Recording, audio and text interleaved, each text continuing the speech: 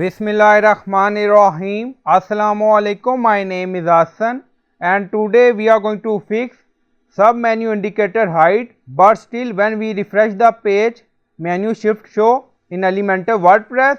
Before starting work, it's my request, please subscribe my channel. Thank you. Now back to our work. So we hide sub-menu indicator, but we have drop down. Now you see, go to Elementor menu and then you see sub-menu indicator height, but when we refresh the page, you see menu shift. Now you see, again refresh the page, again you see menu shifting. So we are going to fix it by using custom CSS.